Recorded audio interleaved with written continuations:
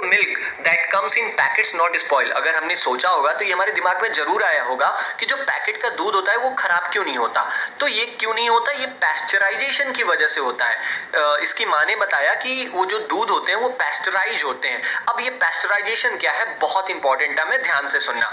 Pasteurise milk can be consumed without boiling. जो pasteurise milk होता है, जो पैकेट का दूध आता है, उसको बिना उबाले भी हम पी सकते हैं क्योंकि उसमें कोई भी बीमारी पैदा करने वाली माइक्रो ऑर्गेनिजम्स नहीं होती हैं। The milk is heated. अब पैस्चराइजेशन में क्या होता है, दूध को गर्म किया जाता है 70 डिग्री सेल्सियस में, मतलब बहुत ज्यादा डिग्री सेल्सियस पे उसे गर्म किया जाता है 15 से 30 सेकेंड तक, और उसके बाद उसे ठंडा कर दिया जाता है और तुरंत स्टोर कर दिया जाता है, इकट्ठा कर दिया जाता है, पैक कर दिया जाता है। बाई डूइंग सो, इस तरीके से हमारा माइक्रो ऑर्गेनिजम्स उस दूध में पैदा नहीं होता और दूध खराब नहीं होता। इस प्रोसेस को हम क्या कहते हैं, पैस्चराइजेशन कहते हैं। कैसे पैस्चराइजेशन, फिर से मेरे साथ बोलो। जब दूध को गर्म करके फिर से ठंडा कर दिया जाता है उसी को पैस्चराइजेशन कहते हैं। समझ गए? चलो नेक्स्ट, छठवां तरीका देखेंगे कि कैसे हम खाने को बचा सकते हैं, बाय स्टोरेज एंड पैकिंग। मतलब उसको स्टोर करके उसको ऐसे कंडीशन में रख दिया जाए जहां पर वो खराब ना हो, या पैक करके भी अगर हम खाने को रखें ना तब भी हम खाने को बर्बाद होने से बचा सकते हैं। जैसे कि हमने देखा होगा कि दीज डेज, इन दिनों ड्राई फ्रूट्स जो काजू बादाम ये सब होते हैं ना, इवन वेजिटेबल्स, यहाँ तक कि जो हमारी सब्जियां भी होती हैं वो क्या करते हैं, सील, पन्नियों में सील करके बेचा जाता है ताकि कि उसमें माइक्रो ऑर्गेनिजम्स अटैक ना करें और वो खराब ना हो। नाउ नाइट्रोजन फिक्सेशन बहुत ही इंपॉर्टेंट टॉपिक और बहुत ही मजेदार टॉपिक है, उतनी ही मजेदार तरीके से हम पढ़ेंगे। You have learned about the bacterium rhizobium in class 6 and 7।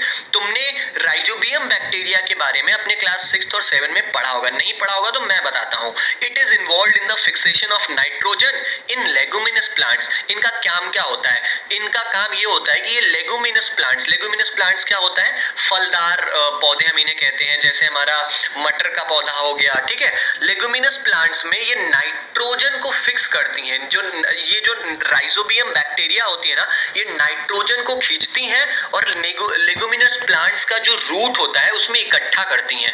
Recall that rhizobium lives in the root nodules. Rhizobium कहाँ रहता है, वो रूट के नोड्यूल्स में रहता है। अब नोड्यूल्स क्या है, ये देखो आप फिगर देख रहे हो ना, ये नोड्यूल्स लिखा हुआ है, यही होता है नोड्यूल्स और यही होता है राइजोबियम। वो एनवायरनमेंट से नाइट्रोजन को इकट्ठा करता है और पूरा नाइट्रोजन प्लांट्स को देता है।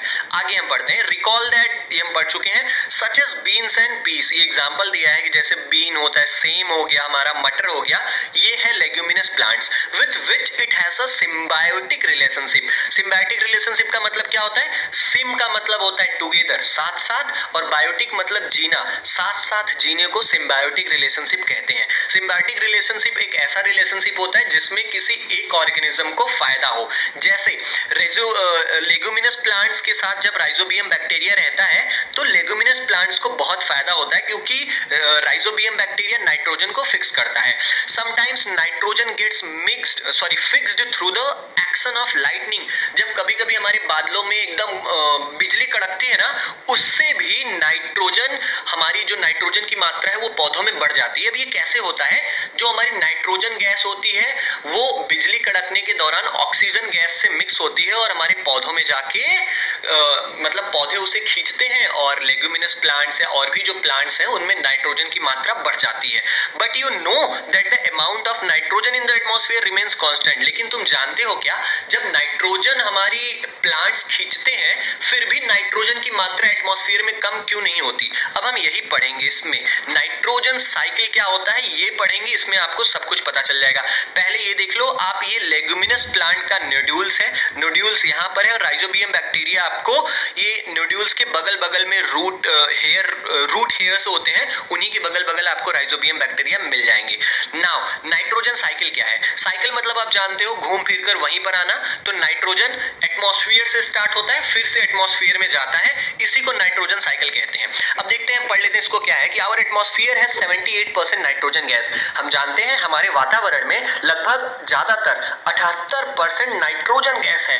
Nitrogen is one of the essential constituents of all living organisms as part of proteins, chlorophyll, nucleic acids and vitamins. हम जानते हैं कि नाइट्रोजन बहुत ही महत्वपूर्ण हिस्सा है हर लिविंग ऑर्गेनिजम्स का, ठीक है, क्योंकि जो नाइट्रोजन होता है वो प्रोटीन्स में होता है, क्लोरोफिल में होता है, न्यूक्लिक एसिड्स में होता है, विटामिन्स में होता है।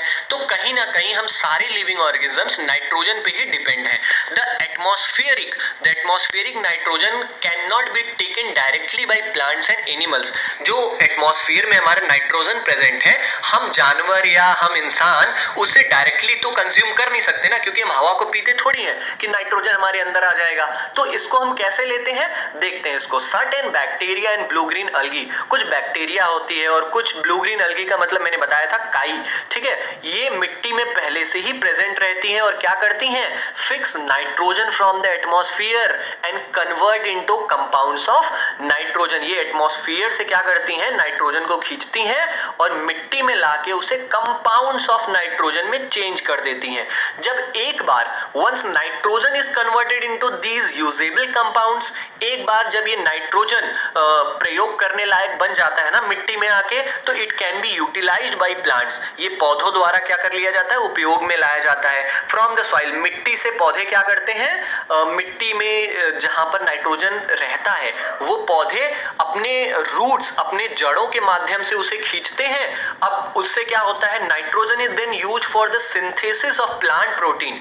अब इन नाइट्रोजन को लेके प्लांट्स प्रोटीन पैदा करती है और भी बहुत सारे कंपाउंड्स पैदा करती है। अब जो जानवर, animal feeding on plant get these proteins and other nitrogen compounds. अब जो जानवर इन पौधों को खाते हैं या इनके फल को खाते हैं, उनके अंदर ये नाइट्रोजन चला जाता है, ये प्रोटीन चला जाता है। When plants and animals die, और जब वही प्लांट्स या वही जानवर मर जाते हैं, तो बैक्टीरिया और fungi present in the soil convert the nitrogenous wastage into nitrogenous compounds to be used by plants again. और जब यही प्लांट जिनके अंदर नाइट्रोजन होता है या जो एनिमल्स जो नाइट्रोजन को खा चुके हैं, जब ये मर जाते हैं, तो बैक्टीरिया और फंगी जो कि मिट्टी में ऑलरेडी प्रेजेंट रहता है, ये नाइट्रोजीनियस वेस्टेज को कन्वर्ट कर देता है नाइट्रोजीनियस कंपाउंड में, और ताकि पौधे, जो दूसरे पौधे हैं, उसको फिर से यूज कर सकें।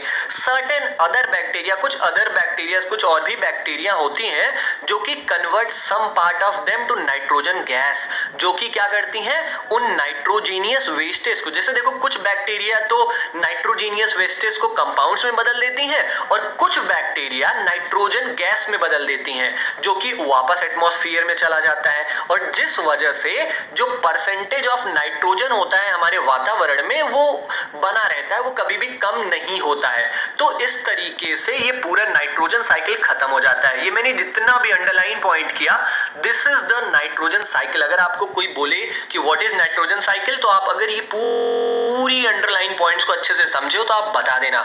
अब यही पूरा फिगर है, आप इस फिगर को भी बना देते हो, तब भी आपका आंसर कंप्लीट हो जाता है। जैसे एटमॉस्फेरिक नाइट्रोजन से निकलता है, फिर नाइट्रोजन फिक्सिंग बैक्टीरिया में जाता है, ये सारी चीजें मैं ऊपर पढ़ा चुका हूं। आप एक बार फिगर देख लेना, आपको समझ